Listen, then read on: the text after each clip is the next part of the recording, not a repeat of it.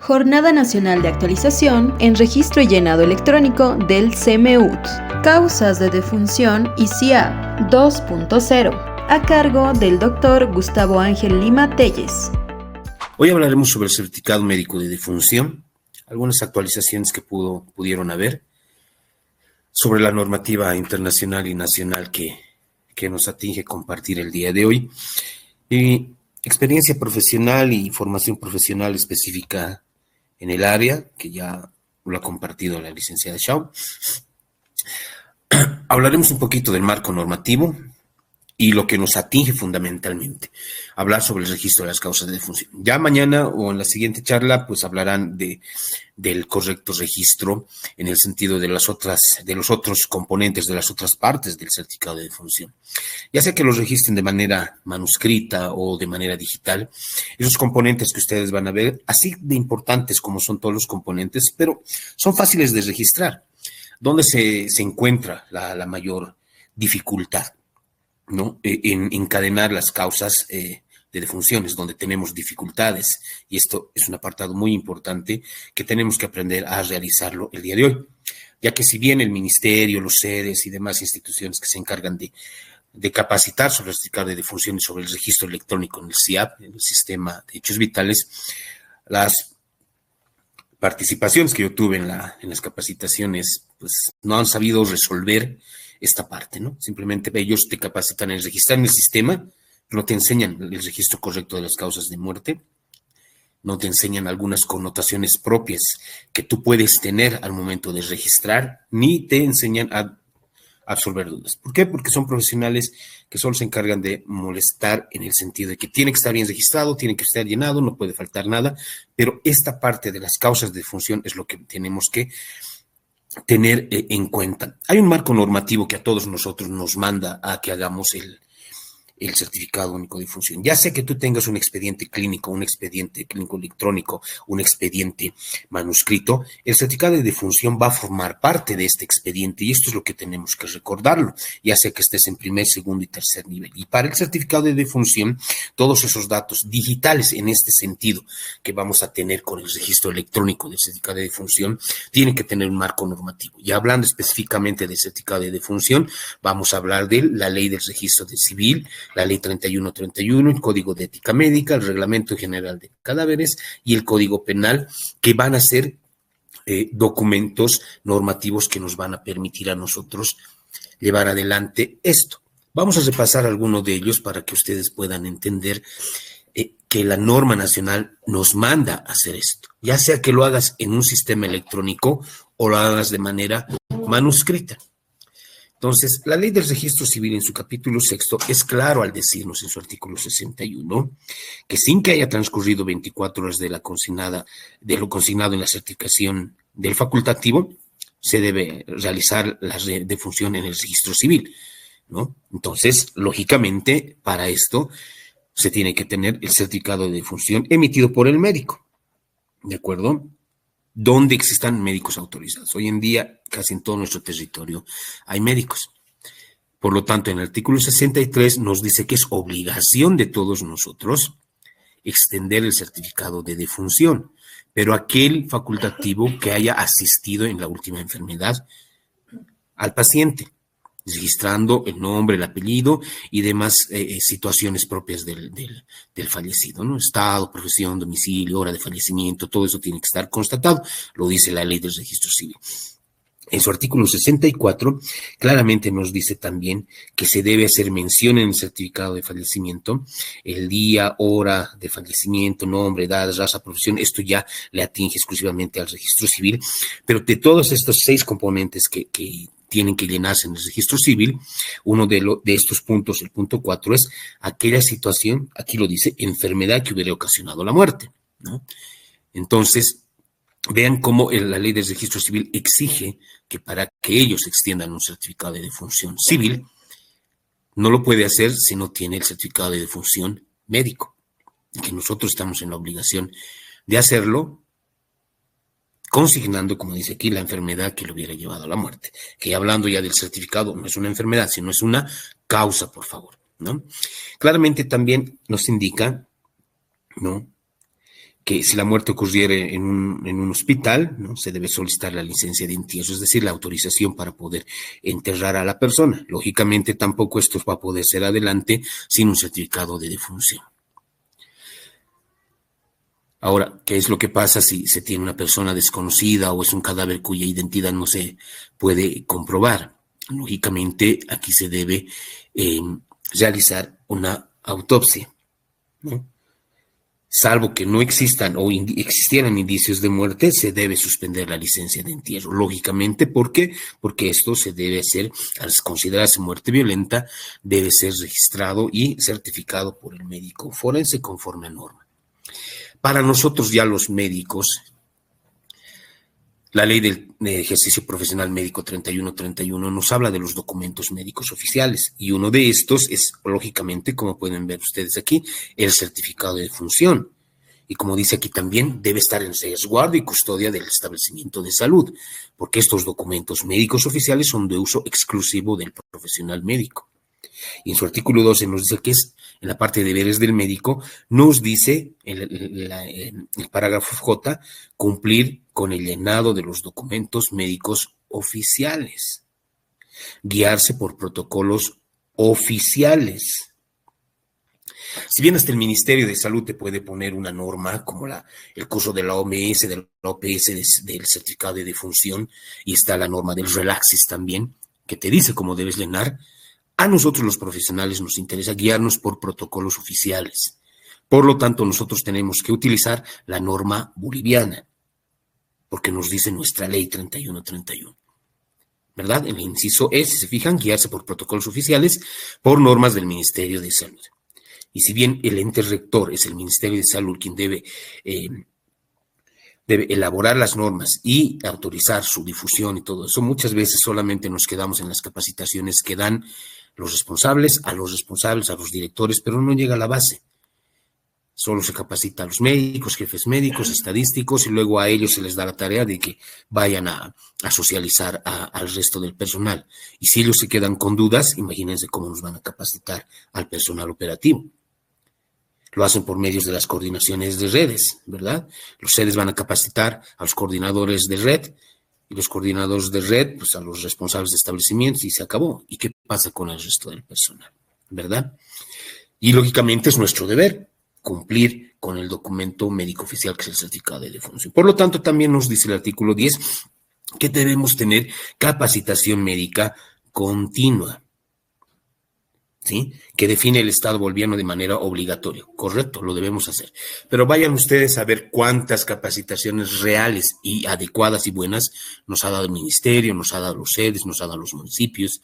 No lo hacen, ¿verdad? Tal vez van a tener algunas capacitaciones a fin de año, ¿no? Que entre la primera quincena de diciembre, las famosas talleritas que hacen los sedes porque tienen que ejecutar presupuesto, ¿no? Los ministerios también, ¿no? Entonces, eso no es una capacitación correcta como lo hacen, ¿no? Un día, algo así. El Código de Salud y el Código de Ética Médica también nos dice que nosotros tenemos el deber de certificar, de emitir certificaciones, nacimiento, enfermedad, incapacidad, certificados médico-legales y de defunción también, que son normativas propias para nosotros los profesionales en salud.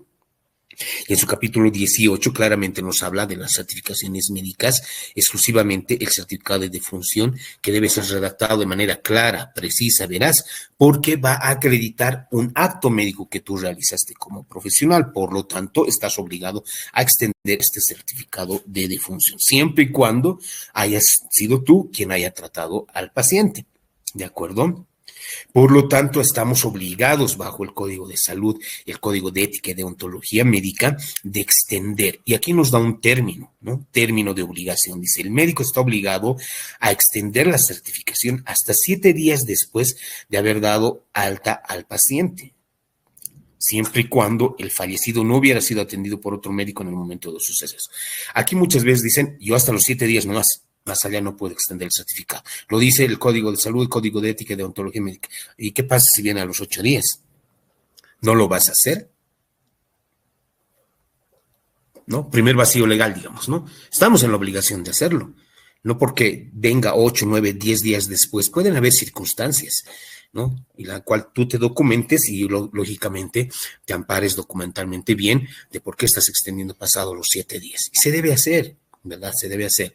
Ahora, es muy difícil, ¿no? Que puedan venir más allá, días más allá, porque lógicamente, pues, no van a estar 7 días en la casa, ¿no? Por eso tal vez el Código de Ética y Deontología nos da este plazo de hasta 7 días después de haber sido atendido, ¿no? Pero si tú tienes dudas, y esto es muy claro, el Código de Ética y Deontología nos dice, si tienes dudas fundadas sobre la causa de muerte, ¿no? Es mejor que solicites la autopsia y no te animes a certificar algo que después no puedas comprobar ni sustentar documentalmente. Hasta aquí creo que estamos claros, ¿verdad? Entonces, estas situaciones médico-legales las tenemos que disolver a medida que vayamos hablando. Muy diferente a las capacitaciones de los ministerios y de los sedes que no te van a hablar de las situaciones y aspectos médico-legales porque no son exactamente profesionales formados en la materia, ¿de acuerdo? Entonces, aquí te dice qué pasa en el área rural, ¿no? En caso de no haber existido atención médica previa y de no haber posibilidad de la autopsia, el médico deberá hacer una reconstrucción de la historia clínica y emitir la certificación médica de defunción, haciendo constatar el hecho. Esto es algo muy, muy complicado en el área rural, ¿no? Porque al amparo de esto, pues quieren que certifiquemos todo, ¿de acuerdo? Si tú nunca lo has atendido, tienes que documentarte. Algo debe haber. Este paciente, esta persona que falleció y que la familia te está diciendo que puede ser enfermedad o que estaba enfermo de algo, no creo pues que no haya tenido recetas, algunos estudios. Deben tener. Entonces tú te tienes que documentar, como dice acá, haciendo constatar el hecho, una reconstrucción de la historia clínica. Tienes que tener documentos que acrediten que esta persona sí sufría o padecía de alguna patología. Por lo tanto, también se reconoce en el artículo 157 el formulario, ¿no? El formulario único de defunción, reconocido por el Ministerio de Salud, que todos ustedes ya lo conocen. Disculpen la voz, por favor, estoy algo enfermo y se me va a apagar en algún momento. Hablaremos un poquito del reglamento de cadáveres, autopsias, necropsias y traslados, en donde nos habla de las autopsias. Y esto es importante que lo entiendan y socialicen ustedes con las personas porque quieren obligarnos a certificar, especialmente en provincias, hasta muertes violentas. La autopsia es obligatoria, por supuesto, lo dice el reglamento de cadáveres, pero ¿en qué casos? ¿No? Cuando hay delitos o hay accidentes de tránsito u otra situación violenta. Ahí solamente se debe hacer la autopsia para que la causa de defunción sea registrada por el médico forense. Bien, si el paciente fallece en un establecimiento de salud por muerte natural, debe ser también autopsiado. Lógicamente aquí estamos diferenciando la autopsia clínica, que debe ser realizada en un hospital, de la autopsia legal, ¿no? O judicial, que debe ser realizada por el médico forense. Si un niño fallece antes de las 24 horas de vida, también tiene que realizarse la autopsia clínica, ¿no? Si tú como profesional no se ha llegado a un diagnóstico médico razonable o dudes del tratamiento médico instaurado, se puede realizar, ¿no? la autopsia clínica para determinar y establecer la causa de la muerte. Si dentro de la institución los especialistas discrepan entre las causas de la muerte, se autoriza la autopsia clínica. En caso de prematuros y mortinatos, lógicamente también el reglamento indica la autopsia clínica. ¿Está bien? Entonces, estas consideraciones médico-legales son importantes. Ahora, van a ver ustedes que en muchos lugares se certifica nomás como en tiempos de COVID, ¿verdad? O sea, se ha traficado mucho con certificados. Esto es muy importante. En algún momento los van a llamar a certificar, van a querer, en provincias sobre todo, forzarte, obligarte, inducirte a que certifiques. Entonces, hay que tener mucho cuidado porque el Código de Procedimiento Penal sanciona todo esto, ¿no? Le da una figura penal a la falsedad material y la falsedad ideológica. Si tú elaboras un documento que es falso o lo alteres, tienes reclusión de 1 a 6 años. Si tú en ese certificado colocas algo que no corresponde, que no es cierto, que no es verdadero, que es falso, se sanciona de 1 a 6 años también. Peor si fueras funcionario público, que la mayoría son de la caja, de las cajas de la Seguridad Social o del sistema público, ¿no? En ejercicio de tus funciones, esto se incrementa de 2 a 8 años. Por eso el artículo 201 también nos habla de la falsedad ideológica en el certificado médico. ¿De acuerdo? Entonces, esto es importante, ¿no? que tomemos en cuenta. Ya con algunas connotaciones normativas, porque hay algunas más, entrémonos a hablar del certificado médico de defunción como tal. El Relaxis y el Ministerio de Salud nos hablan sobre la definición. Nos dice que el certificado de defunción es un documento médico legal, que es un formulario de registro estadístico que pertenece a un sistema de registros continuos y rutinarios. También nos dice que es un formulario en el que el personal de salud que realizó la última atención de una persona da fe de la muerte y circunstancias relacionadas. Me quedo con este concepto, ¿no? Y con el anterior, mezclándolo, podríamos decir que el certificado de defunción, entonces, es un documento médico legal, ¿no?, que da constancia del fallecimiento de una persona. Podríamos resumirlo en ese concepto, juntando estas dos definiciones. ¿Bien? Perdón. Ahora, a ver, el certificado de defunción tiene varias finalidades. Si estamos construyendo un concepto que es un documento médico legal, por supuesto que va a tener un valor legal, porque vas a certificar el fallecimiento de una persona. Tiene una finalidad demográfica porque nos permite hacer un análisis poblacional, cuántos están falleciendo y etcétera, ¿no? Y también establecer un perfil epidemiológico, porque va a establecerse la mortalidad y sobre todo las causas de por qué se muere nuestra población, ¿no?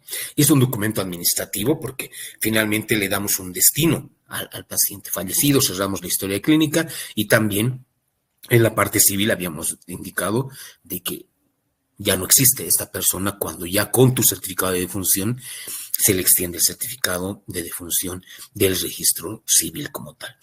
Vayamos a algunas definiciones importantes que nosotros debemos reconocer para poder certificar. Si no tenemos clara las definiciones, es muy fácil que nosotros podamos cometer errores de interpretación al momento de registrar las causas de muerte. Entonces, defunción va a ser la desaparición permanente de toda evidencia de vida en cualquier momento después del nacimiento, ¿sí? La desaparición de toda evidencia de vida en cualquier momento desde que nacemos, ¿verdad? Entonces, bajo este concepto, bajo esta definición, el Relaxis, que es la norma de la OMS, habla de causas de defunción. ¿Qué va a ser una causa de defunción? Aquellas enfermedades o estados morbosos o lesiones que produjeron la muerte de una persona o que la contribuyeron, ¿sí? También aquellas circunstancias de un accidente o aquellas circunstancias violentas que pueden provocar lesiones que llevan a la muerte de una persona. Y bajo estas causas de defunción nos establecen unas causas. La causa básica, estos conceptos, por favor, se les tiene que quedar porque son muy importantes para que ustedes puedan registrar correctamente las causas de defunción y puedan hacer la encadenación correcta.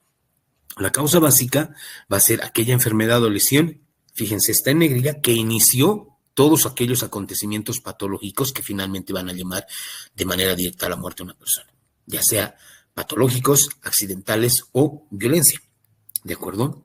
La causa intermedia o causas antecedentes también que le llaman en otros lugares, ¿no? Es aquella que se encuentra entre la causa básica y la causa directa, ¿sí? ¿Correcto? Y la causa directa es aquella, como el nombre indica, que de una manera directa le provoca la muerte a la persona, ya sea una afección o una enfermedad, ¿sí? Entonces, también está la causa contribuyente. Puede ser una enfermedad o una afección que contribuye a la muerte. No es causa básica, no es evento intermedio, no es causa directa, pero sí contribuye de alguna manera. No está relacionada con estas tres, ni básica, ni intermedia, ni directa. Pero es un padecimiento que contribuye a la muerte de la persona. Nuestra normativa define la defunción como la desaparición permanente de todo signo de vida, sin importar el tiempo transcurrido desde el momento que una persona nace, ¿no? Es el cese de nuestras funciones vitales con imposibilidad de resucitación. Entonces aquí nos dice qué son las causas de defunción. Las causas de defunción van a ser todas aquellas enfermedades o estados morbosos o lesiones que contribuyen a la muerte, que causan o contribuyen a la muerte. Pueden ser violentas, patológicas, accidentales, lesionológicas. Y también nos habla de la causa básica. Puede ser la enfermedad o la lesión que dio inicio a todos esos acontecimientos patológicos en cadena para llegar a la causa directa de muerte. La causa antecedente, ¿no? Que es la causa intermedia que les decíamos, ¿verdad? Aquí en nuestra norma se la conoce como causa antecedente, la norma internacional nos habla de causa intermedia. Es lo mismo, ¿no? Es decir, es ese estado que está entre la causa directa y la causa básica, ¿ok? Y la causa directa es aquella condición patológica que lleva de manera directa al fallecimiento de una persona. Ojo que aquí nos hace énfasis nuestra normativa en que debemos excluir algunos síntomas o modos de morir. Por ejemplo, paro cardiorrespiratorio, ¿no? Nos está diciendo que no coloquemos paro cardiorrespiratorio, pero no nos dice el por qué, ¿de acuerdo? Solo nos los menciona. Evítese, dice, ¿verdad? Porque son modos o síntomas de morir. Y la causa contribuyente, de la misma manera, nos dice que es una situación en aquella que contribuye a la muerte, puede contribuir a la muerte, pero que no tiene relación con estas tres causas, que son aquellas que sí debemos registrar, entender y encadenar correctamente. Bien, este es el certificado médico de defunción, que todos ustedes lo conocen, el modelo del el certificado de defunción, y debe ser llenada específicamente por el médico. Es gratuito, obligatorio y confidencial, no se olviden eso, ¿de acuerdo? Algo interesante que ustedes tienen que recordar es este cuadro que nos muestra quiénes debemos certificar y en qué momentos, ¿no? Si nos están diciendo desde que nacemos para adelante, es importante que veamos, ¿no? Que hasta desde las 22 semanas hasta las 28 semanas es muerte fetal. Por lo tanto, quien debe certificar es el gineco-obstetra. Desde el momento que nacen hasta los 7 días, incluso extenderse hasta los 28 días, se debe ser registrado el fallecimiento por el pediatra o por el neonatólogo. Correcto, ¿verdad? Hasta los 28 días es un neonato, así que el neonatólogo debe hacerlo así. Y a partir de ahí, pues ya lo podemos certificar nosotros los médicos. La diferencia también está en el tipo de certificado que vamos a utilizar, ¿no? Obviamente, del año para adelante ya lo podemos certificar todos los profesionales. El certificado médico de defunción perinatal se debe utilizar desde los 7 días para atrás. Y a partir de los 7 días, el certificado médico de defunción. ¿Está claro aquí la diferenciación de quiénes certifican y qué certificado vamos a utilizar? Si está claro, continuamos, ustedes me dicen.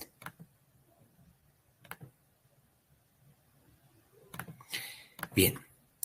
Entonces, hay datos importantes. Van a ver ya seguramente el día de mañana los componentes y las partes del certificado de defunción. Pero nosotros hoy nos vamos a centrar en la parte B, en donde debemos de registrar los datos de la defunción. ¿De acuerdo? Estos deben ser registrados exclusivamente por el médico. Y esta parte B son aquellos datos de defunción geográficos, ¿verdad? Si tuvo atención médica y sobre todo la parte de las causas de la defunción, ¿no? Y si ha sido accidental o violenta, ¿de acuerdo? O si ha sido en mujer en edad fértil. Esto es importante que nosotros nos centremos el día de hoy. Algunas consideraciones antes de entrar a esta parte donde nosotros vamos a hacer el ejercicio. Es necesario que para este registro consideremos algo, ¿no? Recordemos que el registro de la causa de defunción es muy importante. Lo más importante para certificar es identificar la causa originaria o la causa básica de defunción, es decir, aquella que ha desencadenado todo para que llegue al fallecimiento del paciente. Esto nos tiene que quedar claro, ¿de acuerdo? Y lógicamente a partir de ahí vamos a encadenar todas aquellas causas de defunción que van a seguir a esta causa básica, ya sea enfermedad, estados morbosos, lesiones, aquellas que pueden contribuir, violencia, etcétera, ¿de acuerdo? Eso es lo más importante. Y lógicamente, no incluir una vez más síntomas ni modos de morir, insuficiencia respiratoria, paro cardíaco por sí solos, ¿verdad? Porque lógicamente sabemos que esto es un evento final al cual todos vamos a llegar, como paro cardíaco, ¿verdad? Otra consideración fundamental es que en la parte 1 de este registro, en la parte B de certificado, en la parte 1 es donde nosotros vamos a anotar las causas. Y es importante que sepamos a qué corresponde la línea A, la línea B, la línea C y la línea D. Van a ver ustedes que son 4 líneas que no necesariamente tienen que ser llenadas las 4. Tú puedes llenar una línea, 2 líneas, 3 líneas, 4 líneas, según lo que tú creas. Aquí viene mucho tu criterio profesional de encadenar correctamente las causas básicas. Aquí viene muy a colación el tener un buen expediente clínico porque ahí está registrado todo. Si tú crees, para ti es una sola causa de muerte, registras en la A. Si tú crees que son 2, A y B. Si tú crees que son 3, A, B y C. Si crees que son 4, las 4 líneas, A, B, C y D. ¿Está bien? Si se fijan, entonces, nosotros vamos a ir registrando los datos demográficos del fallecimiento, la hora de defunción, si tuvo atención médica durante la enfermedad o condición que le llevó a la muerte, si lo atendió el que suscribe, si tú fuiste la que atendiste, sí o no. Y como dice aquí, evitar señalar modos de morir, falla multiorgánica, senilidad, paro cardíaco, por ejemplo, ¿verdad? Y que coloques un solo diagnóstico por fila y no usar abreviaturas ni siglas. Porque en este punto nosotros vamos a registrar las causas de defunción. Esta parte 1, como te fijas, la causa directa, causas antecedentes, causa básica. ¿Sí? Lógicamente, el intervalo aproximado entre la enfermedad, el inicio de la enfermedad y la muerte, ¿ya? Para que nosotros podamos hacer una correcta encadenación de las causas de muerte. Esto es fundamental. No puede faltar la causa directa, puede o no estar las causas antecedentes, o el evento intermedio, como decimos, y no puede faltar la causa básica. Entonces, tienes que recordar que la causa directa y la causa básica no pueden faltar en el certificado de defunción. Puede o no también haber la causa contribuyente, que habíamos dicho ya cuáles son las definiciones de estas causas. La norma te dice que encadenes de arriba hacia abajo, a veces yo lo hago de abajo hacia arriba, porque si identifico la causa básica voy desencadenando los eventos, pero esto ya es muy individual de cómo lo quieren hacer. ¿Tienes que registrar el intervalo aproximado entre el inicio de la enfermedad y la muerte? Por supuesto, lo tienes que registrar en tiempo, en una secuencia lógica. 4 días, 3 días, horas incluso. Bien, vamos a hacer ejercicios de esto para que podamos hacerlo de mejor manera y podamos aprenderlo o reforzarlo de una mejor manera.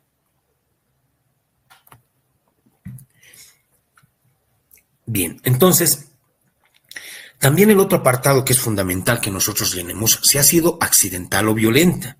Entonces, tú tienes que registrar si fue accidente, por ejemplo, el posible mecanismo, ¿no? Si ha sido accidente de tránsito, por ejemplo, dónde ocurrió y qué es lo que se ha hecho. Si se ha hecho autopsia, levantamiento de cadáver, examen físico, reconocimiento de cadáver, exhumación, ¿qué es lo que se ha hecho? Estos apartados se ha colocado porque precisamente el 2019, si no me equivoco, o el 2018, ya con el entonces responsable del SNI, el doctor James Molina, tuvimos reuniones para que este certificado, y lógicamente se ha integrado estos aspectos, para que lo certifique el forense también. Los del IDIF tienen que utilizar este documento, porque ellos tienen un propio certificado también. Y hay esta ambigüedad, ¿no? Se hace en el certificado del IDIF, se hace en este certificado también, en algunos lugares sí, en algunos lugares no, pero no, se tiene que registrar en esto. Precisamente estos apartados es para esa situación. Alguna descripción breve del hecho, ¿verdad? Pero en algún momento en provincia, a ver, el doctor Dalense, que ha sido partícipe de la norma boliviana y otras personas, siempre te van a decir, los forenses te van a decir, no se certifica muerte violenta. Sí, lo estamos viendo. Pero ¿qué hacemos en provincia? Que nos obligan prácticamente a certificar, que nos obligan prácticamente con la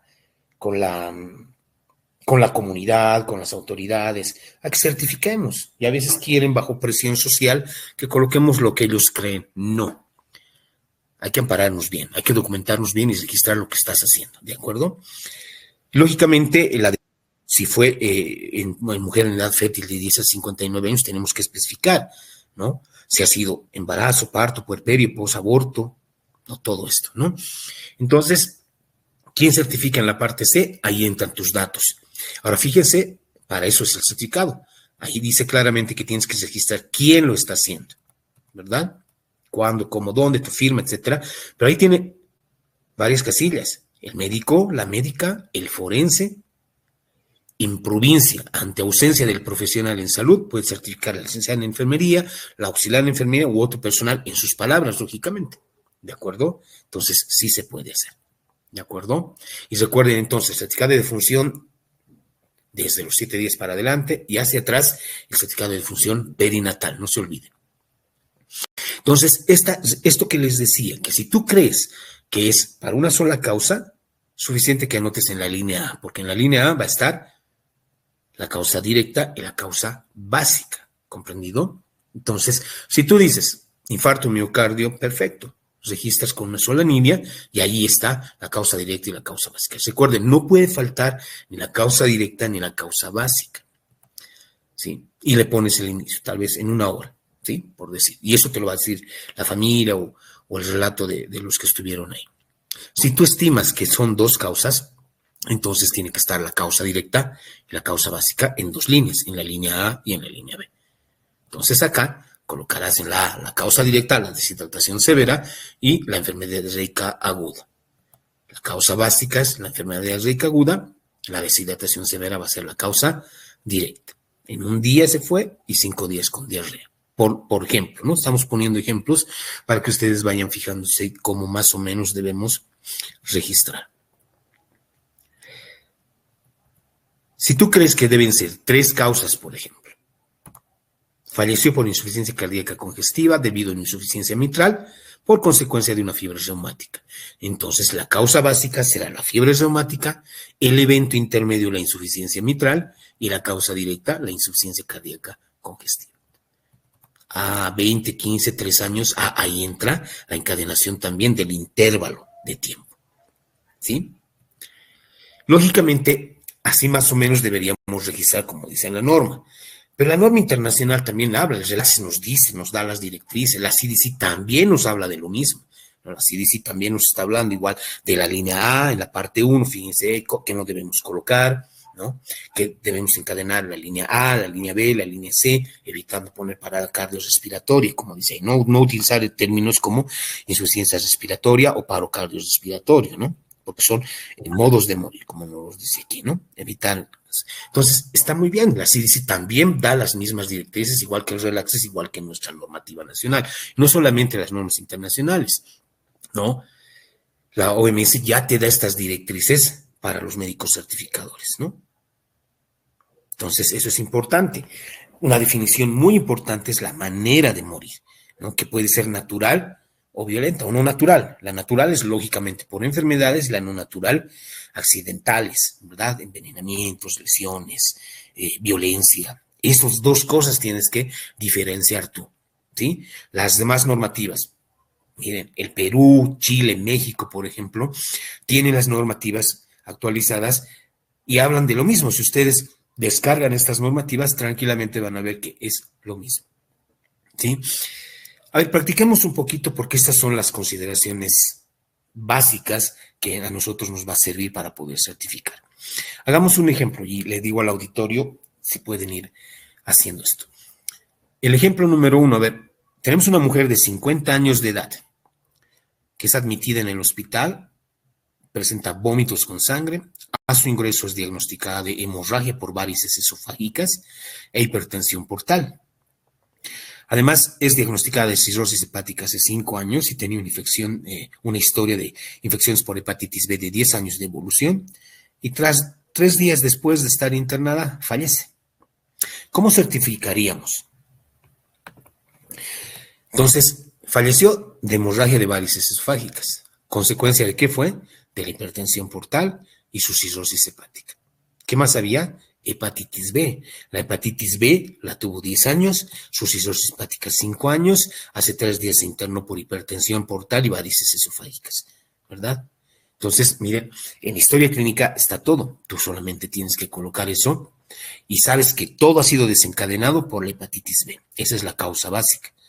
Esto le ha provocado cirrosis hepática, es la causa intermedia, que producto de esto tuvo hipertensión portal, que es la causa intermedia, pero la causa directa ha sido la hemorragia, producto de estas varices esofágicas. Entonces, tú ves si vas a encadenar con una causa, 2 causas, 3 causas o 4 causas, sin olvidar el intervalo aproximado. ¿Está bien? Hagamos otro ejemplo. Un paciente de 62 años cursa con diabetes mellitus tipo 2, ¿no? Pero muere por una hemorragia cerebral. 2 días antes de fallecer, le diagnostican hipertensión arterial secundaria, pero un mes antes presentó una pielonefritis crónica de origen infeccioso, ¿no? ¿Por qué? Porque tenía una hipertrofia prostática benigna que tenía desde hace un año. ¿Cómo podríamos certificar esto? ¿Alguien puede hacerlo? Si gustan, lo hacemos por el chat o se activan micrófonos.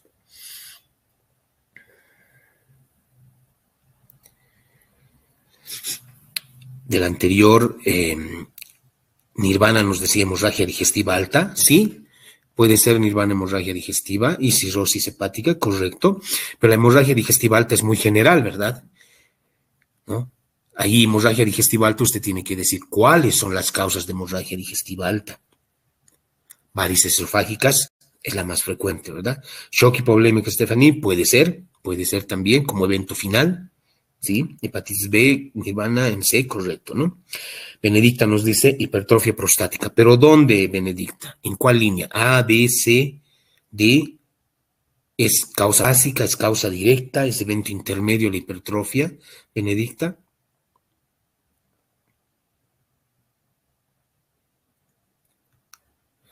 A ver, está muy bien el ejercicio, a ver, vayamos haciendo.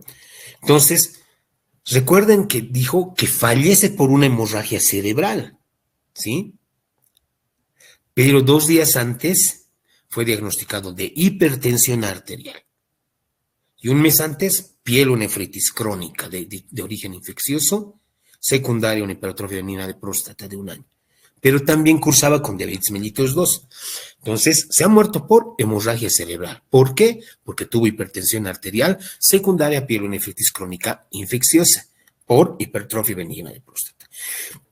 Benedicta nos dice hipertrofia benigna, muy bien, pero ¿dónde colocamos esto? Esa hipertrofia, ¿qué va a ser para nosotros? Causa básica, intermedia, causa directa. Stephanie nos dice, en el 2, hipertensión, está bien. Andrés, una hemorragia cerebral, ya correcto, pero Andrés, ¿dónde vamos a encadenar eso, no? Vana Huanca Chávez dice diabetes mellitus en C. En C tendría que estar como evento intermedio, Vana.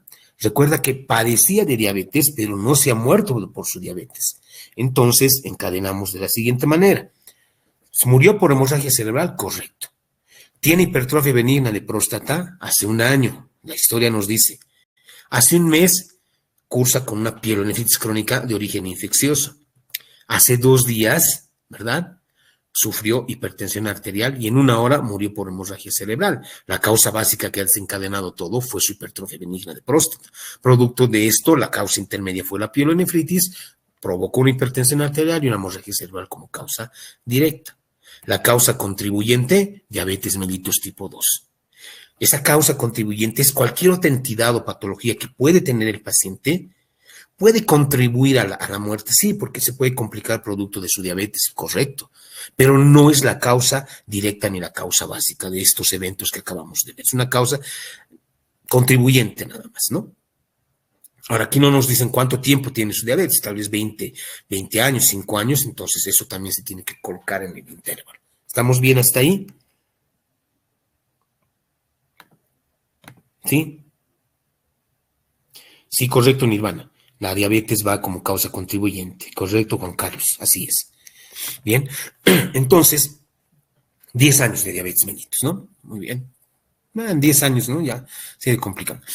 A ver, un hombre de 56 años tiene dolor precordial intenso, por lo cual es llevado a emergencias por su familia, se le realiza un electrocardiograma, se le realiza enzimas, se confirma que tiene un infarto agudo del miocardio y a las 3 horas el paciente fallece. Se entrevista a los familiares, ellos aparentemente indican que no tenía ninguna enfermedad, no tomaba medicamentos, no iba al médico, hace 5 años que no va al médico. Lo único que fue eso, dolor precordial, el electro dice infarto. ¿Cómo lo certificaríamos? A ver. Benedicta, Vana, Nirvana, Berta, Juan Carlos.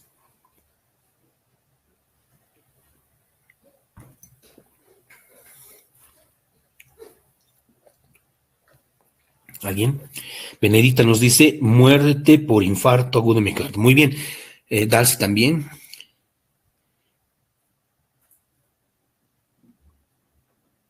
¿Pero qué es? ¿Causa directa, causa básica, evento intermedio? Windsor nos dice infarto agudo y miocardio, causa directa. ¿Y la causa básica, Windsor? ¿En qué línea las registramos? ¿En A, B, C? María nos dice infarto de agudo y miocardio en la A, ya. Causa directa, infarto, ya. Causa básica y directa, infarto, muy bien, Berta. Correcto. Es como nos dice Berta y Juan Carlos, ¿no? Causa básica y causa directa. Y aquí es importante este ejercicio, ¿no? Porque ustedes tienen que ver de registrar en una, dos, tres o cuatro líneas según todos estos antecedentes clínicos que ustedes tengan. En este caso solo tenemos infarto agudo de miocardio confirmado por el electrocardiograma. Por lo tanto, el infarto agudo de miocardio tuvo un intervalo de 3 horas. Por lo tanto, solo se registra en la línea A. Y al registrar en la línea A con una sola causa de muerte, estamos registrando la causa directa y la causa básica. Y con eso, tranquilidad. ¿Está bien? Vamos a este otro ejemplo. También un hombre de 56 años tiene síntomas de insuficiencia respiratoria por un absceso pulmonar. Hace 5 días diagnosticado por este absceso pulmonar. 2 semanas antes, neumonía lobar en pulmón izquierdo. Los cultivos no lograron identificar el agente etiológico.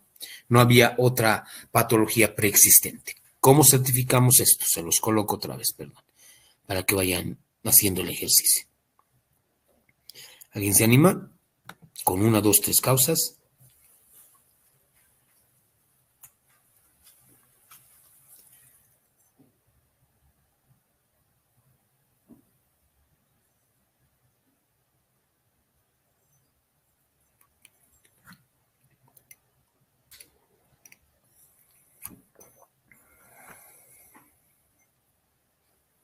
Windsor dice insuficiencia respiratoria. En la línea A. Pero recuerden que no podemos colocar, evítese modos de morir, dice, ¿verdad? Parada cardiorrespiratoria, insuficiencia respiratoria. Sepsis nos dice Nirvana, puede ser, muy bien sepsis. ¿Dónde? Pero como causa directa, básica, intermedia. En la A nos dice Nirvana. Armando dice insuficiencia respiratoria. ¿Dónde? A, B, C, D. Neumonía como causa directa, Juan Carlos. Neumonía. Y el absceso.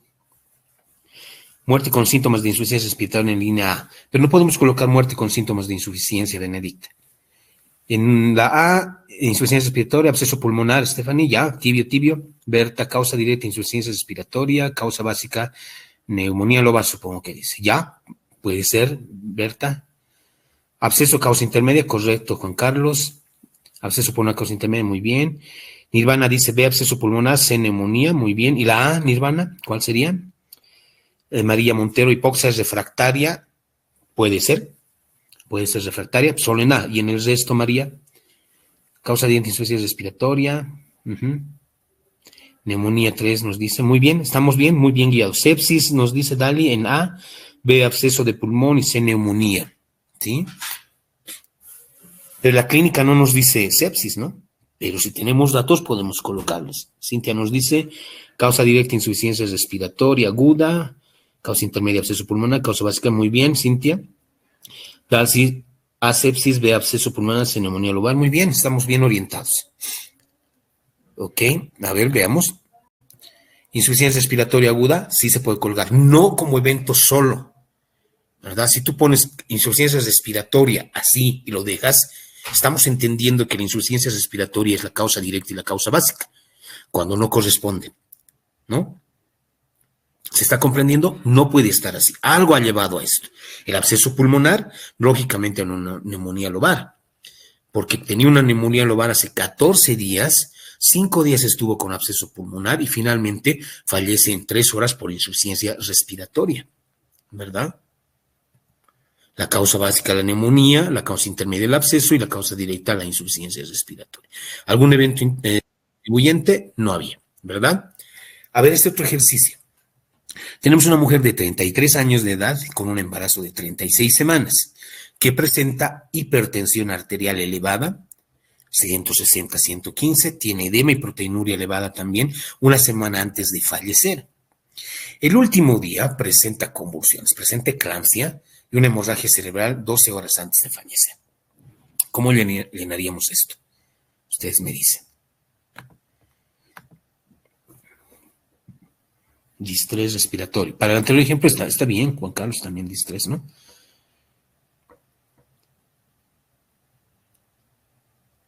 Andrés nos dice sepsis en foco pulmonar, correcto, ¿no? Correcto. Pero lógicamente, Andrés, te tienes que guiar por lo que dice el expediente clínico. Si nadie ha utilizado como diagnóstico sepsis, no lo coloques. Recuerda que es un documento legal, ¿no? Que tendrías que demostrar dónde estaba la sepsis, ¿verdad? A ver, y este otro ejemplo, estamos yendo muy, muy bien.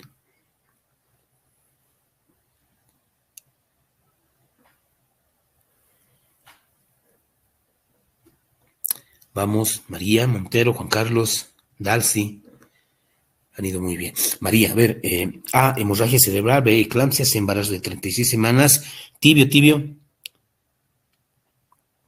hemorragia cerebral, Stephanie, 2, eclampsia, 3, preeclampsia, tibio también, Nirvana. ¿Por qué puso insuficiencia respiratoria como causa en el caso anterior?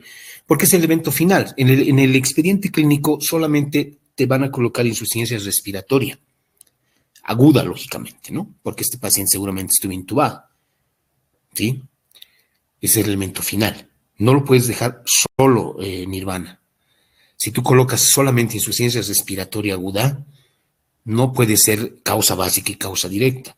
Puede ser la causa directa, finalmente has muerto pues por hipoxia, ¿no? Benedicta, inciso A, hemorragia cerebral, eclampsia, preeclampsia, ya está bien. Windsor, eclampsia, hemorragia cerebral en AB, eclampsia, ya. ABC hemorrágico, ya, puede ser. Bien, eclampsia, hipertensión arterial. En C, hipertensión, Juan Carlos, no puede ser como hipertensión arterial, ¿no? Tal vez tendría que ser hipertensión inducida por el embarazo, porque si tú pones hipertensión arterial, eso es para un paciente, valga el término, digamos, común y corriente, pero recuerda que la persona está embarazada, tendría que ser hipertensión inducida por el embarazo, ¿no? El colaborador, embarazo, tal vez te refieres a la contribuyente. A ver, Cintia, causa directa, hemorragia cerebral, causa intermedia eclampsia, causa básica, hipertensión gestacional. Hipertensión inducida por el embarazo, puede ser. A ver, vayamos viendo entonces. Muy bien, están muy bien orientados, eso es perfecto. A ver, la causa directa, la hemorragia cerebral. Esto ha sido por su eclampsia, porque el último día presentó eclampsia, dice, ¿no? Primero tuvo una preeclampsia severa, ¿no? 7 días con preeclampsia severa es lo que dice, ¿verdad? Luego un día ha hecho eclampsia el último día y a las 12 horas fallece por una hemorragia cerebral. La causa básica ha sido la preeclampsia severa que le ha llevado a su eclampsia y producto de esta la causa directa. La causa contribuyente, lógicamente, el embarazo de 36 semanas. Como es mujer en edad fértil, tienes que llenar este otro apartado también, no solamente las causas, ¿sí? La defunción ocurrió durante ¿qué? ¿El embarazo, el parto o el puerperio? ¿Dónde fue? En el embarazo, ¿verdad? ¿Sí? ¿Fueron complicaciones del embarazo? Sí. ¿Estas han complicado el embarazo, el parto por puerperio? Por supuesto, no han complicado el embarazo. Este apartado también, porque recuerda que es una mujer en edad fértil, por lo tanto, esto se va a investigar. Esto puede deberse ya a muerte materna, lógicamente, y aquí va a aplicar o se va a desencadenar ya la investigación de muerte materna con una auditoría respectiva a esto, ¿no? Lógicamente también tenemos el certificado de defunción perinatal, que lo habíamos dicho, ¿verdad? Que lo tiene que ser llenado en ciertas circunstancias, en donde también llenas el registro de las otras situaciones propias que todos sabemos llenar, que mañana también lo van a aprender a llenar en el sistema, ¿no? Entonces recuerden que el certificado médico de defunción perinatal es desde las 22 semanas hasta los 7 días, porque a partir de los 7 días para adelante llenamos el certificado que acabamos de visualizar, ¿verdad? Entonces, esta parte B de las causas de defunción neonatal o defunción fetal es lo importante que nosotros debemos aprender a llenar. Si se fijan, aquí no hay causa básica, causa intermedia y causa directa, ¿verdad? No lo ven. Tampoco hay causa contribuyente como tal propiamente dicha. Estamos viendo que hay condición perinatal, condición materna que causó la desinfusión. Ahora fíjense en condición perinatal, es decir, aquella condición propia, fetal o neonatal, ¿no? Que ha llevado a la muerte al producto, su afección principal del producto, u otras que hubiera tenido también, ¿de acuerdo? Entonces, fíjense, en la afección principal se coloca lo que tenía Las otras afecciones del feto pueden ser otras situaciones, pero que no contribuyen a la muerte. Y en la parte 2 viene aquí la condición materna. ¿Cuál es la condición materna que ha originado esto? Algo tuvo la madre para que se desencadene la muerte. Y también otras enfermedades que vaya a tener la mamá y otras circunstancias. Entonces, fíjense, la parte 1 es la condición perinatal que causó la muerte, fetal o neonatal. En la línea A y en la línea B tenemos que anotar esas enfermedades o esas afecciones que tenía el recién nacido. La más importante debe ser en la A. Y en la B, la no menos importante. Sí, es importante, pero se tiene que ir en la B. En la A tienes que colocar aquella que tú crees que es la más importante, la que le ha llevado a la muerte al recién nacido. ¿Está bien? De la misma manera nos dicen, no pongan modos de morir, como insuficiencia cardíaca, asfixia o anopsia. Si tú vas a poner insuficiencia cardíaca, o sea, no puedes poner solo insuficiencia cardíaca, algo ha pasado. ¿Qué tal si es una insuficiencia cardíaca producto, a ver, en el caso de los adultos, por enfermedad chagásica, algo le ha desencadenado? La insuficiencia cardíaca no puede estar solamente como causa básica y causa directa, ¿bien? Asfixia, digamos, ¿no? Sí, pero ¿por qué? O sea, no puede estar solita, digamos, ¿no? Entonces, en la parte 2, la condición materna. Esto ya se refiere a la línea C y a la línea D. Entonces, esas enfermedades o afecciones que tenía la mamá. Pero aquellas que en tu opinión, tú como profesional certificante, en tu criterio y en tu opinión, fueron aquellas que provocaron, tuvieron algo que ver con la causa o afección principal del feto, ¿no? Y tienes que colocar la más importante. ¿Bien? Entonces, ¿es difícil establecer la causa fetal? Por supuesto. Es complicado establecer. Aquí nos recomienda nuestra norma, disculpen, me hidrato un poco, nos dice que debemos esforzarnos en interrogar a la madre, a todas las personas que hayan visto o que hayan participado en esto, y hacer una correcta exploración clínica para acercarnos de una manera más real a estos posibles diagnósticos que nos puedan permitir establecer las causas de muerte, ¿no? Ahora, fíjense, nos dice, evitemos utilizar términos inespecíficos, ¿no? Como la interrupción de la circulación fetoplacentaria, fetomaterna, ¿no? Ay, ¿no? Interrupción, se coloca, los obstetras colocan, ¿no? Pero nos está diciendo que evitemos esto. Pero es complicado establecerlo, es muy complicado.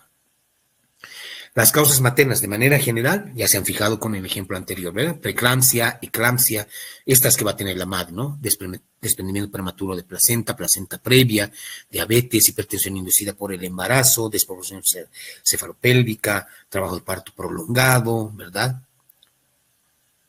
Y este es trauma obstétrico. Estas causas maternas sí también van a contribuir, ¿no? Y otras circunstancias, tal vez nació con alguna malformación congénita, algún problema del cordón circular, nudos, prolapsos, allá, ¿no? Que estos van a llevar a un sufrimiento fetal. A ver, hagamos un ejemplo.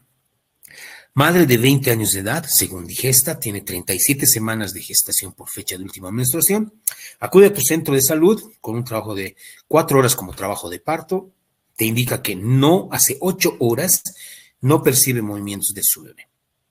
Cuando se produce la expulsión, un producto impregnado con meconio en puré de abejas, es meconio 3 cruces, ovitado, con doble circulante cordón en cuello. Ay, perdón, creo que nos hemos salido. Me dicen si la presentación se está visualizando, por favor. Creo que no, ¿verdad? Sí, estamos empezando a ver sus diapositivas compartidas, mi doc. Ahora sí se está circulando. Ahora ¿verdad? ya, ahora sí, ya, doc. Okay. A ver, vamos a este ejemplo. Me dicen, por favor, ¿quién se anima? Está viniendo muy bien.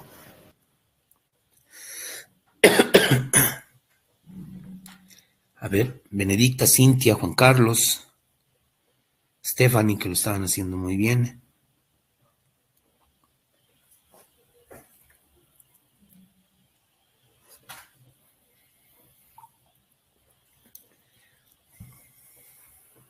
También pueden levantar, hacer clic en la manito hablar y pueden hablar.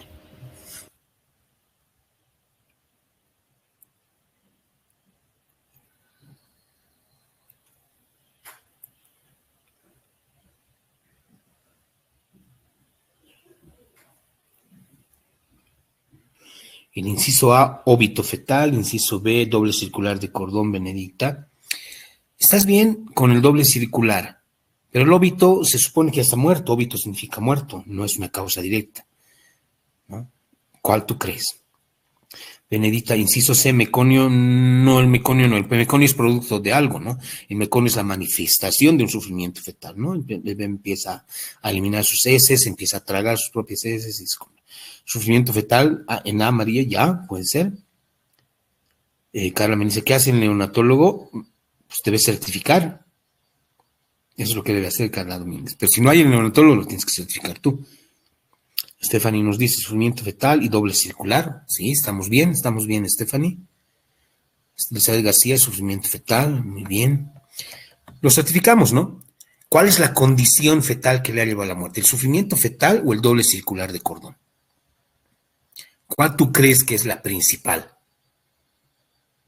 Sí, ha hecho sufrimiento fetal, pero ¿por qué? Por el doble circular de cordón. Esa es la condición, afección principal del bebé. Ha empezado a hacer sufrimiento fetal, correcto, ha empezado a eliminar meconio, correcto, pero ¿por qué ha sido todo esto? Por el doble circular de cordón, ¿sí? Es lo principal. Ahora, otras enfermedades del feto, ahí puedes poner sufrimiento fetal, por ejemplo, ¿no? Que es secundaria este doble circular. ¿Alguna condición de la madre hubo en la historia? A ver. Trabajo de parto de 4 horas, aparentemente nada, ¿no? Aparentemente nada. Entonces, en B podríamos colocar eso, ¿no? Sufrimiento fetal agudo. ¿No? ¿Sí? ¿Se comprende? ¿Hasta ahí? A ver, este otro ejemplo. Tenemos una madre de 24 años de edad, multigesta, con 30 semanas de gestación por fecha de última menstruación. Acude a tu centro en periodo expulsivo, con antecedente de 2 abortos espontáneos previos por incompetencia ítmico-cervical. El producto nace con vida, pero fallece 3 días después en utivo, ¿no? ¿Por qué? Porque tuvo membrana hialina. ¿Cómo certificamos esto?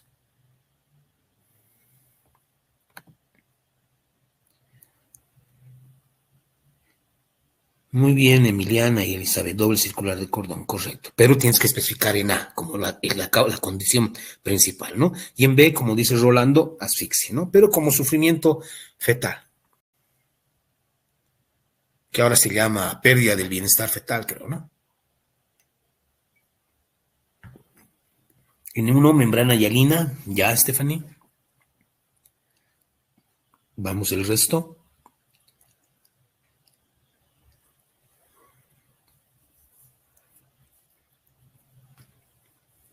Nadie más.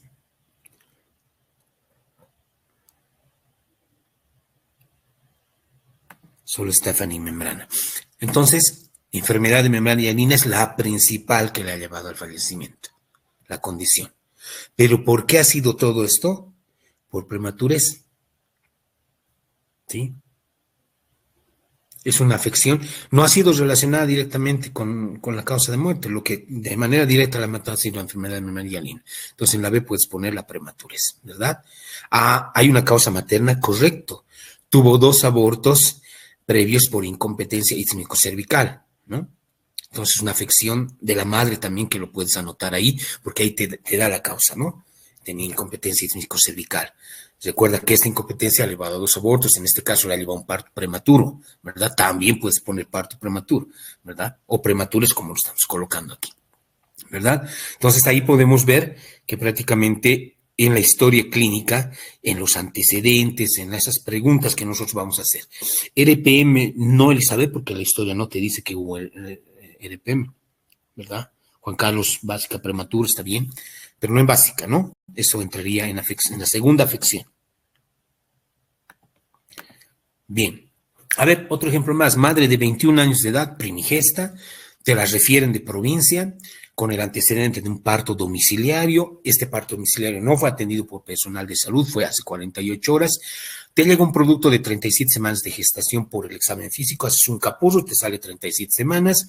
Séptico, a las 8 horas de internación, fallece en la unidad de cuidados intensivos. ¿Cómo certificaríamos esto? Entonces, sepsis, ¿verdad? Sepsis neonatal. Como la causa, la condición principal, la causa básica como tal. ¿Algo más pudo haber? Sí, El parto domiciliario, otras circunstancias, ¿verdad? Un parto domiciliario sin atención médica. Es otra circunstancia, no es causa de la madre, ¿verdad? Pero ha sido, posiblemente este parto domiciliario pudo haber provocado todo esto, ¿no? ¿Sí? A ver, vayamos viendo esto. Un varón de 25 años, técnico de construcción, trabajaba como constructor, cae del andamio de una altura de 2 pisos, es recogido por el servicio de emergencias prehospitalario, lo llevan a otro hospital, lo intervienen quirúrgicamente por un trauma craneoencefálico y 3 días después muere.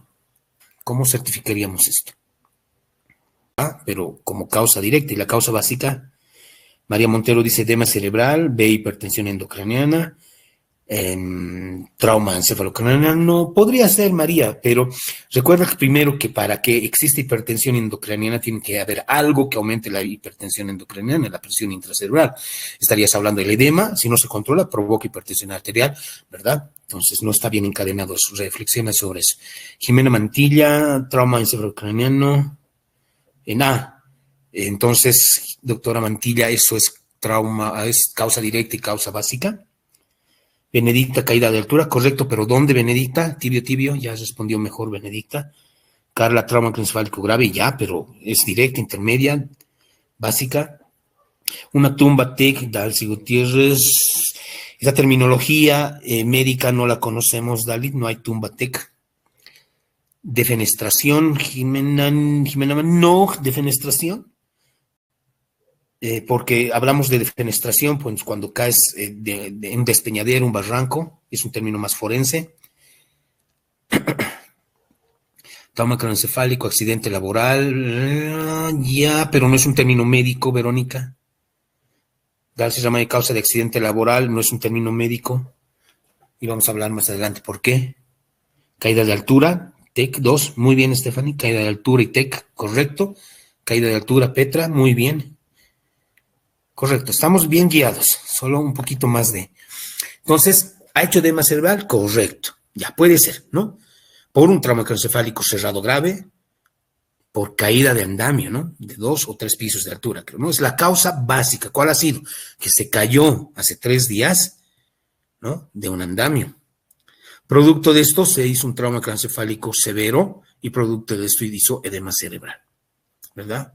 Entonces vamos a encadenar con lo que les estamos dando de ejemplo. Lógicamente tú puedes ampliar a hipertensión endocraniana, si es que el informe o el expediente clínico te lo permite, si hay estos diagnósticos también, y si está fundamentado lógicamente con la clínica y el examen físico, ¿no? Pues estamos muy bien, pero ahora han visto que tenemos que ir encadenando. Esto es encadenar, ¿no? Aquí no hubo defenestración, ha caído de altura, ¿sí? A ver, pero no certificamos esto porque es muerte accidental, ¿verdad? Ya la norma dice no certificar esto porque lo tiene que certificar el médico forense. Violencia o accidentes debe ser certificado. Pero tenemos que aprender a hacerlo. ¿Por qué? Porque en primer nivel se nos obliga a hacerlo, ¿verdad? ¿Qué es lo que pasa? La policía aquí en La Paz hace, no queremos que lo lleven a la morgue, ya muy bien, certificado de oposición y listo, se desligan. Te lo dejan para que tú certifiques, te presiona la Junta de Vecinos, y ni hablar en área rural, ¿verdad? Viene la Junta de los sindicatos, qué sé yo, las centrales agrarias, le llaman al alcalde, el alcalde más ignorante todavía dice voy a llamar al CEDS, y los del CEDS peor ni te van a ayudar, todos apagan sus celulares, tu coordinador no existe, nos pasa, ¿no? Recientemente a una compañera le ayudamos a certificar algo porque pasó esta situación que se le dice. Pero debemos hacerlo, ¿no? Entonces, lógicamente aquí te documentas, abres un expediente, revisas, colocas quiénes han sido, etcétera, etcétera, y no llenes solamente el certificado como tal, ¿bien? A ver, un hombre también con trauma torácico, en región precordial una herida perforante por proyectil de arma de fuego, a las 2 horas fallece después del evento. ¿Cómo certificaríamos esto?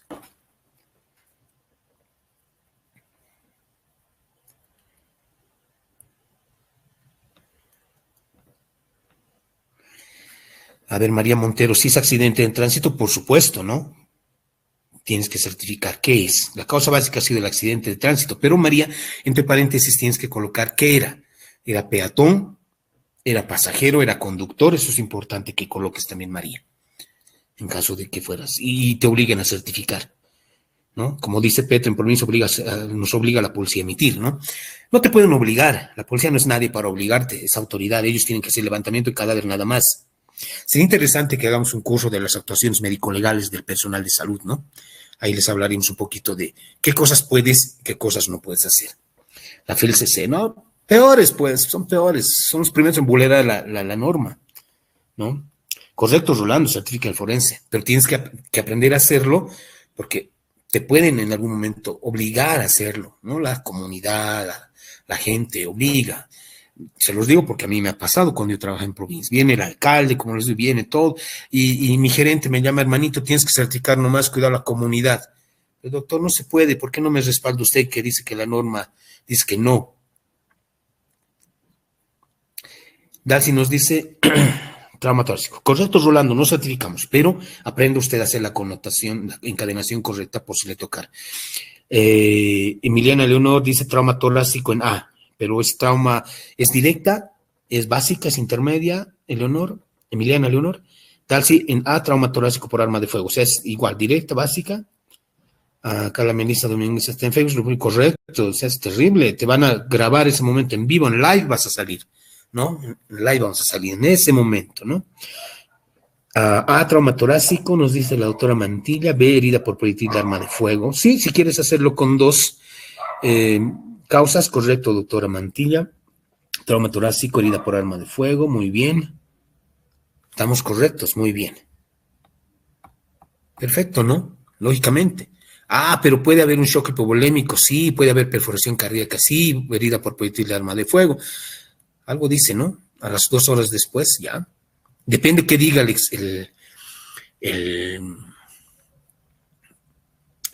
expediente, ¿no? Puedes poner herida por proyectil de arma de fuego, trauma torácico abierto, perforación cardíaca, shock hipovolémico.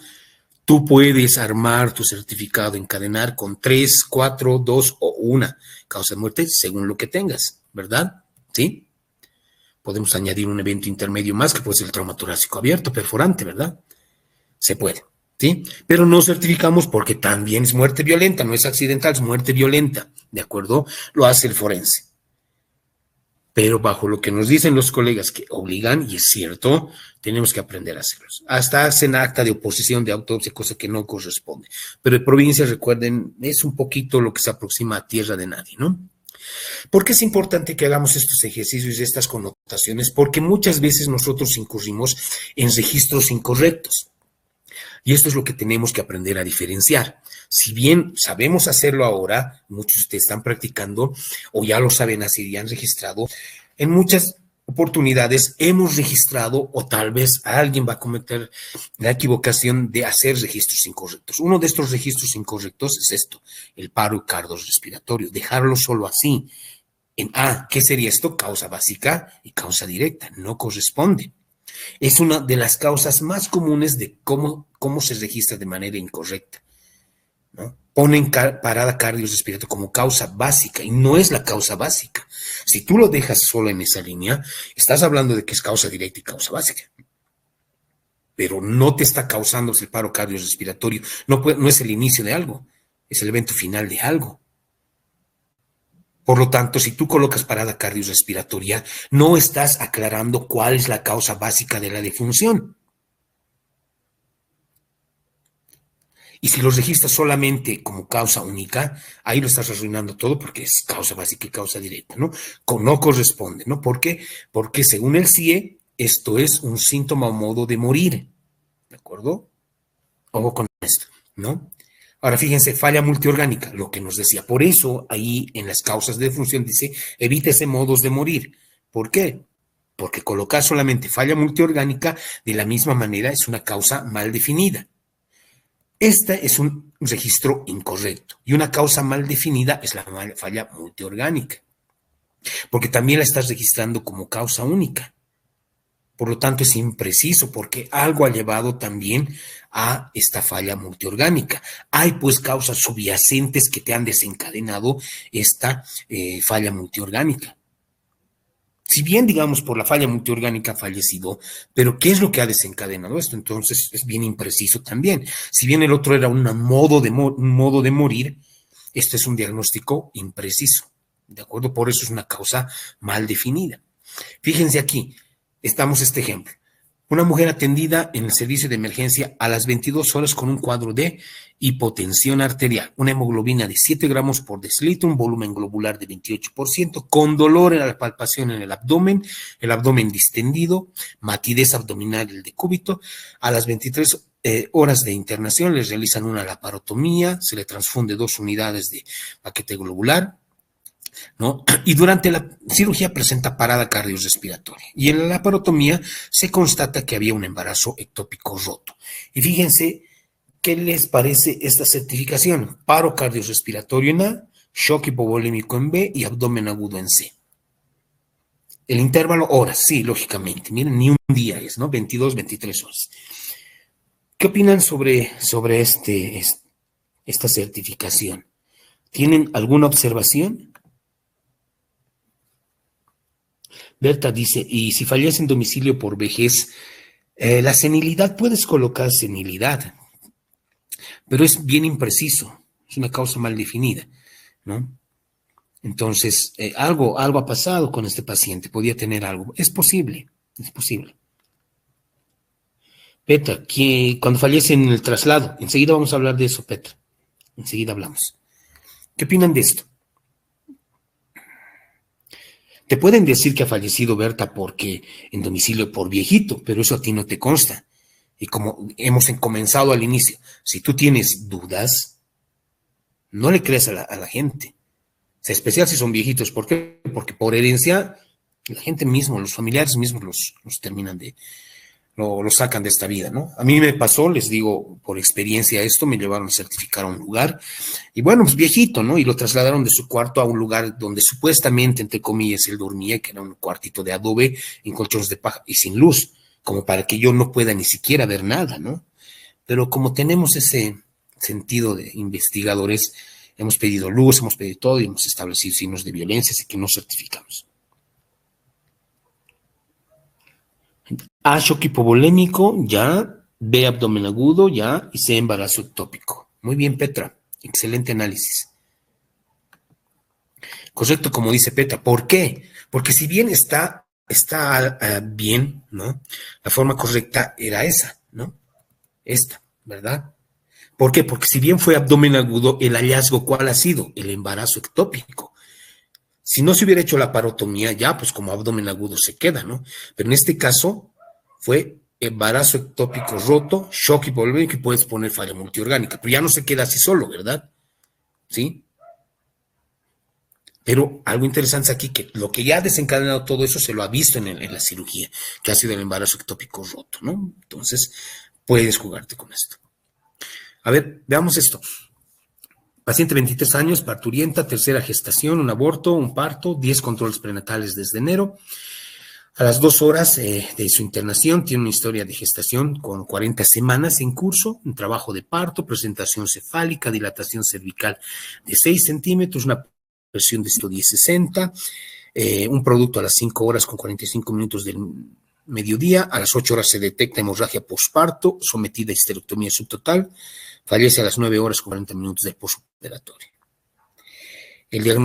Las causas nos indican anemia aguda, hemorragia intensa, coagulopatía intravascular diseminada.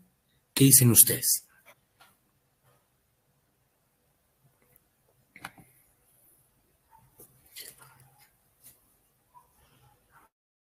Stephanie nos dice, ¿podría ser shock hipovolémico, embarazo ectópico roto, abdomen agudo? Por supuesto. Empezó con el abdomen agudo, se estableció que era un embarazo ectópico y falleció por shock hipovolémico. Está muy bien, Stephanie.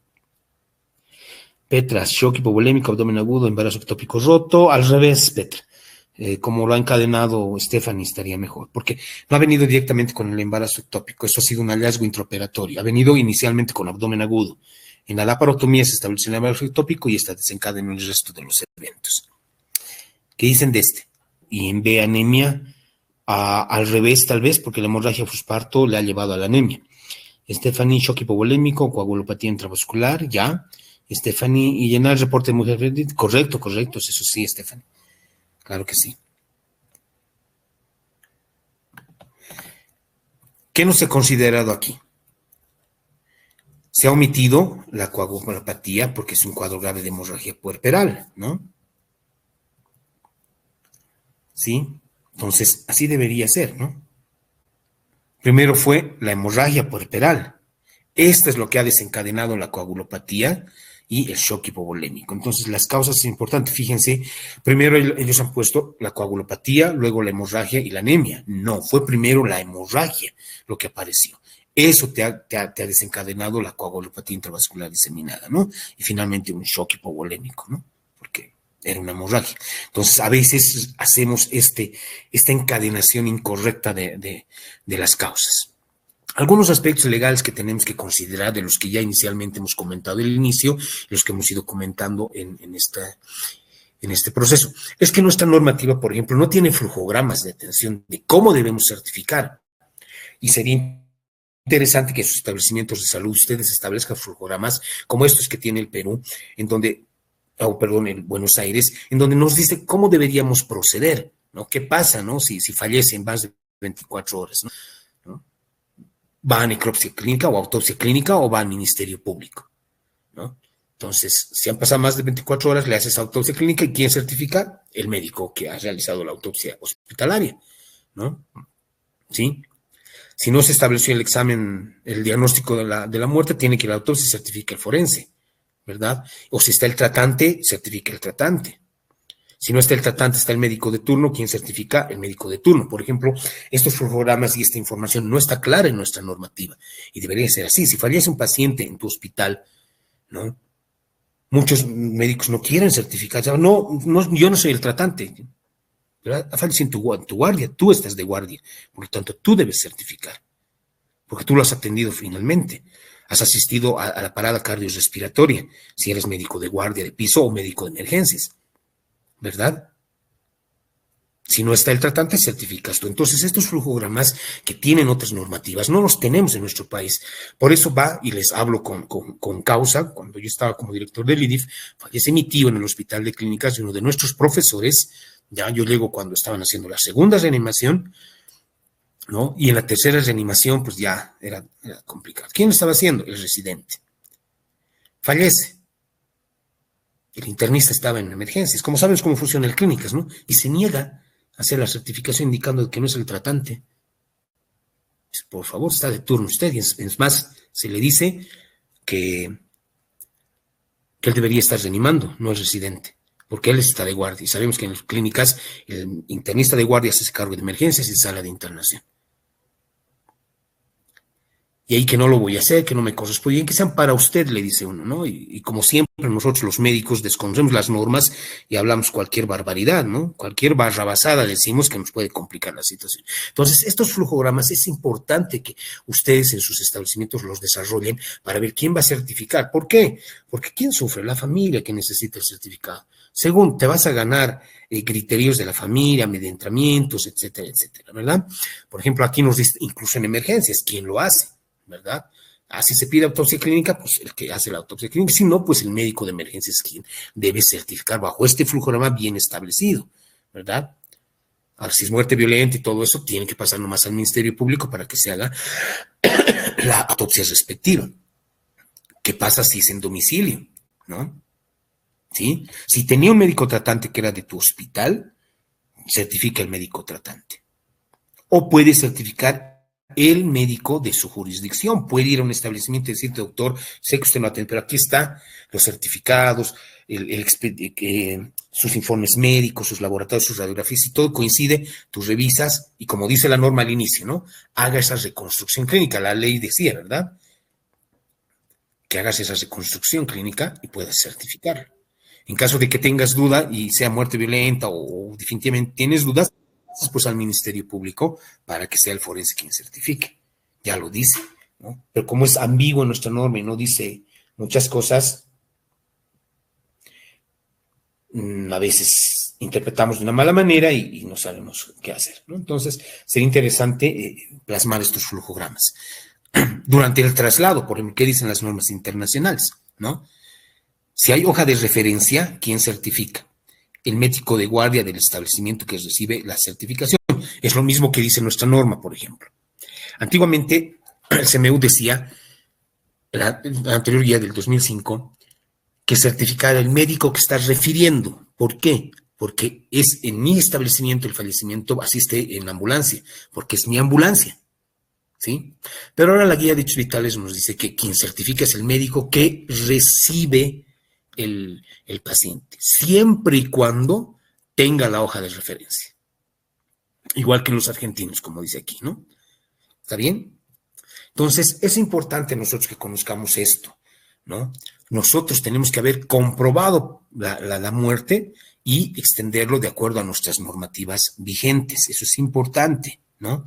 Porque es un documento médico-legal que va a dejar marcado, plasmado las condiciones del fallecimiento. Por lo tanto, debemos usar un lenguaje claro, conciso, que nos pueda certificar de una manera correcta. Utilicemos siempre las causas de muerte científicamente reconocidas y no con términos ambiguos, ¿no? O causas mal definidas o causas mal registradas como paro cardiorrespiratorio, ¿ok? No se olviden entonces que hay algunas prohibiciones.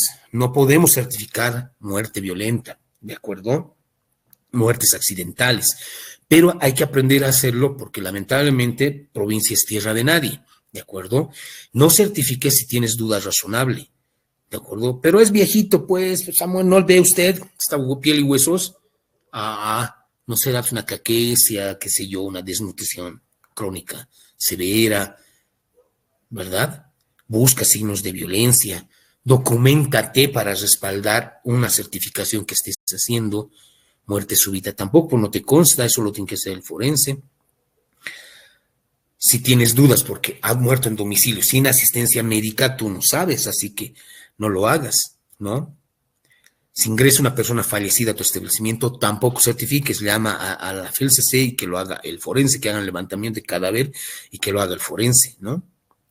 Si ha sido asistida por un personal no médico, no certifiques. Ojo, cuidado, haya pasado algo. En provincia hay muchos auxiliares, con las disculpas de los auxiliares que pueden estar acá, que certifican, auxiliares que se dedican a hacer labores de licenciados en enfermería, incluso de médicos atendiendo partos y muchas cosas, ¿no? En NNs tampoco tiene que ir al forense, ¿sí? En pacientes judicializados, por ejemplo, que están bajo custodia, tampoco, ¿no? A veces te traen un paciente que está en tu hospital bajo custodia policial, ¿no? Tiene que hacerlo el forense, que lo haga él, no tú, ¿ok? No te olvides registrar esas características propias que te pide el certificado, nombre, apellido, esos datos demográficos, ¿no? Que es importante, la fecha, hora de función, el lugar, tu sello, tu firma, el sello institucional, ¿no?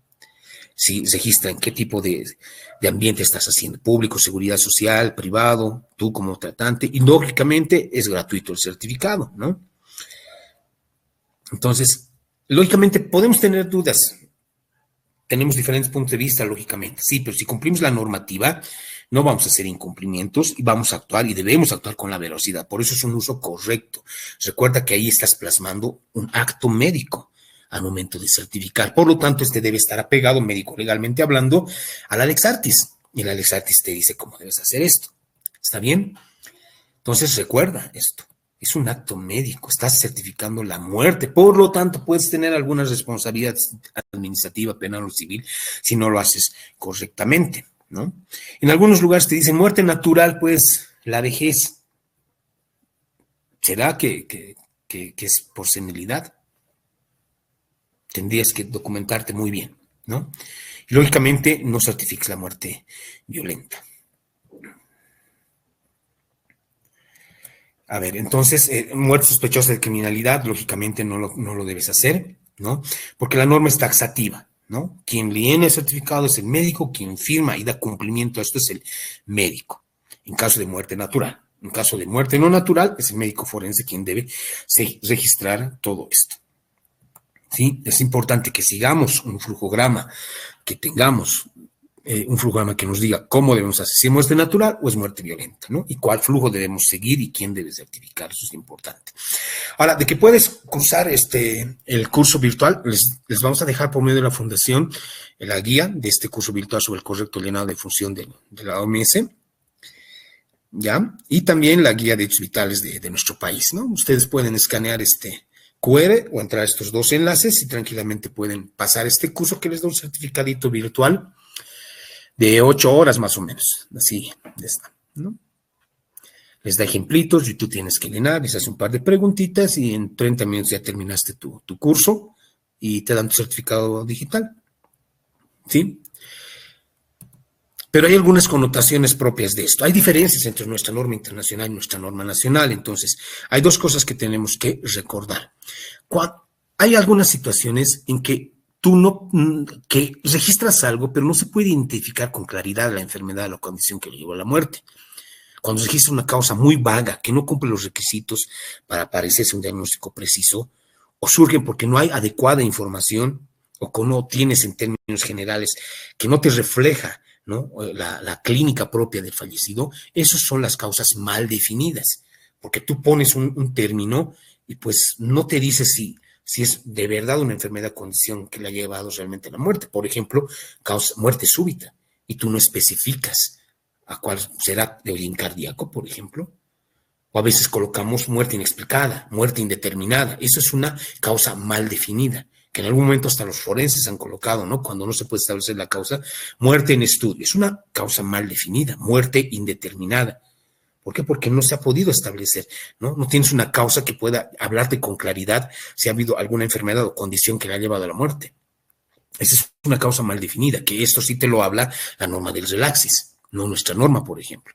Puede haber aquí situaciones en que se puede referir a una condición específica, pero no es suficiente, no es muy detallada, no te permite hacer un buen análisis porque su descripción es insuficiente de esta enfermedad o de estos factores. No hay precisión en la certificación. Por lo tanto, ¿no?, esto se llama causa imprecisa, lo que decíamos, ¿no? Insuficiencia respiratoria. Es muy impreciso porque no sabemos a qué se ha debido. No especifica tampoco si es aguda o crónica, como poníamos en uno de los ejemplos, insuficiencia respiratoria, ¿verdad? Es imprecisa. Si yo lo dejo solamente así, sigue siendo imprecisa. Por más que encadene con 2 o 3 causas, sigue siendo imprecisa porque yo no especifico si es aguda o crónica. Tampoco especifico a qué se puede deber, porque insuficiencia respiratoria puedes tener por varias razones, ¿verdad? Entre ellas las pulmonares, hipognemonía, crisis asmática, qué sé yo, o enfermedad cardíaca, ¿no? O cardiopatía, por ejemplo. Pero ¿a qué se deberá? ¿Será una insuficiencia mitral, infarto agudo de miocardio? No lo sabemos. Por eso es una causa imprecisa cuando colocas este tipo de terminología en el certificado de función, cosa que van a encontrar estas definiciones en esta guía del relax que se les vamos a dejar, que no está en nuestra norma, por ejemplo. ¿Sí?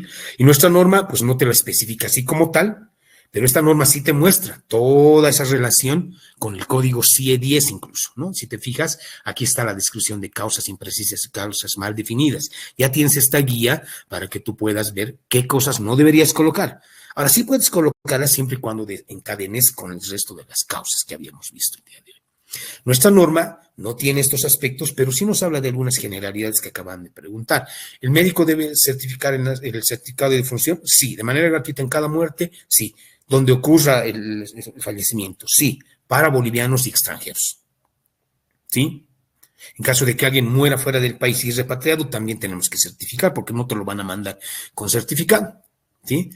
¿Qué pasa con lo que preguntaba, creo que Berto Petra, ¿no? Nos decía, ¿qué pasa si alguien muere fuera del establecimiento? Si fue en vida atendido por un establecimiento de salud, ¿no?, y la patología tratada es la causante de la muerte, revisas el expediente correspondiente y certificas. Pero siempre y cuando, por medio del examen físico, tú puedas establecer que los hallazgos sean concordantes con lo que dice el expediente clínico y certificas. Y siempre y cuando no presente signos de violencia o aquella circunstancia que te genere duda razonable de que no es coincidente. ¿Qué pasa si se produce en el trayecto de una referencia? Si tú recibes el paciente en tu hospital, tú certificas la muerte, pero siempre y cuando exista la hoja de referencia y retorno o algún otro documento análogo que diga que te están refiriendo, pero no debería haber otro análogo. La Norma Nacional de Referencia y Contrarreferencia y Retorno te dice que debe existir este formulario a nivel nacional. ¿Sí? Pero que tú debes considerar, si estás recibiendo ese paciente, que las causas que se han notado en esa referencia sean aquellas que le ha ocasionado la defunción. Y también descartes hechos violentos o alguna situación que te genere duda, no lo certifiques. Ahora, ¿puedes certificar también como personal de salud la muerte? Sí, si la familia te trae laboratorios, un informe médico, alguna documentación que justifique su deceso y que también sea congruente con tu examen físico, puedes certificarlo. Pero muchas veces vienen nuestros servicios de salud y dicen, no, yo no lo he visto, pero tengo que ir, pues, no, llévalo al forense. Estás en la obligación de revisar, ir, revisar el cuerpo y hacer esa congruencia con los documentos que te están dando. Si no es congruente, al forense. Si ves algún hecho violento, una lesionología o alguna situación que te genere duda, al forense. En estas tres circunstancias, nuestro manual ya no los establece respondiendo a las preguntas que nos hacían en el chat, creo que era Petra, ¿verdad? Sí. Carla Mendizábal también nos decía, ¿no? ¿Sí? Petra ya le estamos respondiendo. Cuando tiene hoja de referencia, usted ya sabe, el médico que está recibiendo su referencia tiene que certificar, siempre y cuando sea congruente o no haya signos de violencia. Y lógicamente tenemos que encadenar esto. Nuestro manual nos dice que utilicemos la clasificación CIE-10, ¿no? Y lógicamente vieron el manual de Relaxes, que sí lo hace con el CIE-10. Pero ya está en vigencia el CIE-11, ¿no? Esta guía de referencia también lo pueden encontrar en este enlace, dice de la OMS. Les va a llevar a esta página, escaneen este QR y directamente también les va a llevar a la página en donde ustedes van a poder ver esta guía, en donde ya les lleva a las causas de muerte incluso, y esta es más específica que el CIE-10. ¿Por qué? Porque ya tiene un apartado específico para conceptos básicos de mortalidad, estos que habíamos repasado, ¿no? Sobre la causa básica, la prioridad, la selección de las causas básicas, quién emite el certificado. Es importante eso también que lo vayan leyendo, ¿no? Te habla de las causas de muerte, la causa básica, cómo debes hacerlo, ¿no? Te guía, te muestra el certificado único de defunción internacional, cosa que no te lo mostraba y te muestra cómo se debe encadenar, las causas de muerte, lo que hemos visto el día de hoy, ¿no? El CIE-10 ya tiene esos apartados como actualizaciones, ¿no? Eso es lo que queríamos mostrarles el día de hoy.